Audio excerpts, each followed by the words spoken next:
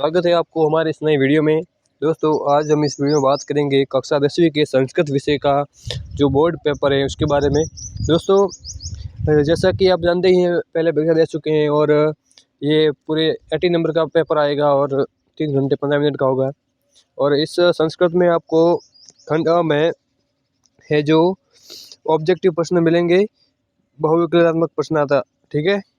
ये लगभग 18 प्रश्न होंगे जिनको आप एक एक नंबर के होंगे, या आप देख सकते हैं जिन्हें अपनी सॉल्व कर ले, ताकि कल के एग्ज़ाम में आपके लिए बहुत ही फ़ायदेमंद होंगे। ठीक है दोस्तों, चलिए आगे बढ़ते हैं।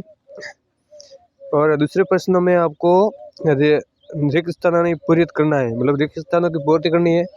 और उसके आगे आपको दिए होंगे जैसे कि अत्यादर है, उसका क्या है उसका आपको लिखना है। फिर अगले प्रश्न की बात करें, ये जो रिक्त स्थान की पूर्ति है ये आपके 6 प्रश्न होंगे, एक एक नंबर के होंगे, ठीक है। और तीसरे नंबर के प्रश्न में आपको एक गद्यांश दिया होगा, उसको पढ़कर आपको उत्तर देने हैं, जो आपके ये 3 नंबर का होगा, ठीक है। और आगे बढ़ते हैं। आगे में आपको चौथा प्रश्न है जिसमें आपको जो 1 से 100 तक की संख्या है या फिर टाइम है उसको आपको संस्कृत भाषा में लिखना है। जैसे कि 7:15 को आपको संस्कृत में लिखना है और 11 बजे उसको भी आपको जो संस्कृत में लिखना है, ठीक है दोस्तों। फिर छोटे छोटे प्रश्न होंगे, उनको आपको हल करना है। ये देखिए जो ये छोटे प्रश्न हैं इनको भी आपको सॉल्व करना है। ये 2-2 नंबर के प्रश्न होंगे, ठीक है दोस्तों। और फिर आगे बढ़ते हैं और इसमें 90 प्रश्न में आपको है जो पदों की पूर्ति करनी है, जिसे आपको आगे दिए होंगे उसकी पूर्ति करनी है।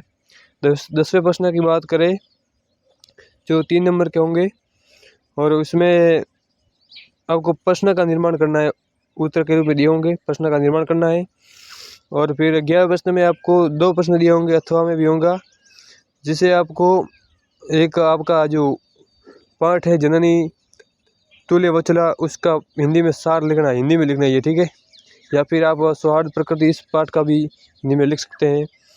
फिर आगे और गद्यांश दिया होगा, उनमें से भी आपको फिर प्रश्न के उत्तर करने हैं। ये अथवा में होगा, जो आपको कोई एक के उत्तर लिखने हैं, दोनों के नहीं लिखने, ठीक है, एक के लिखने हैं। फिर अगले प्रश्न की बात करें तो एक श्लोक दिया होगा 13 प्रश्न में, उसको आपको व्याख्या करनी है, ठीक है। व्याख्या करके आपको लिखने हैं।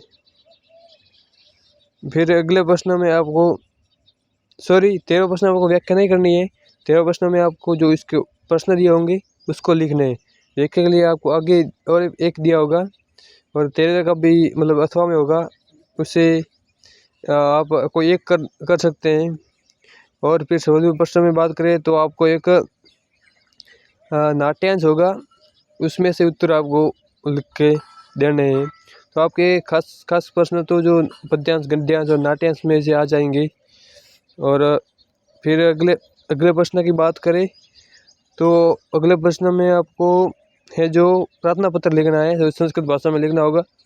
और वो नहीं लिखे तो आप जो नीचे दिया होगा पत्र हैं, उनमें आपको जो ऊपर हेडिंग दिए हुए हैं उनमें से उसको भरकर लिख सकते हैं।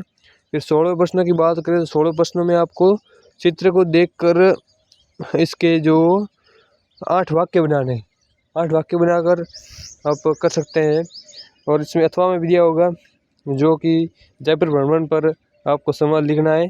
और वो नहीं लिखो जो, तो आप ऊपर चित्र में भी लिख सकते हैं। 17वें प्रश्न में आपको है जो संस्कृत भाषा में अनुवाद करना है, जो हिंदी में दिए होंगे।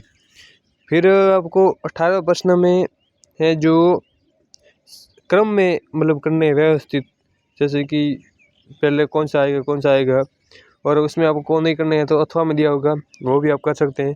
तो दोस्तों आई होप आपको ये वीडियो पसंद आया होगा, और फिर इस चैनल को भी सब्सक्राइब कर लो ताकि हमारा भी मोटिव बना रहे। ठीक है, तो मिलते हैं अगले वीडियो में, तब तक के जय हिंद जय भारत, बाय बाय।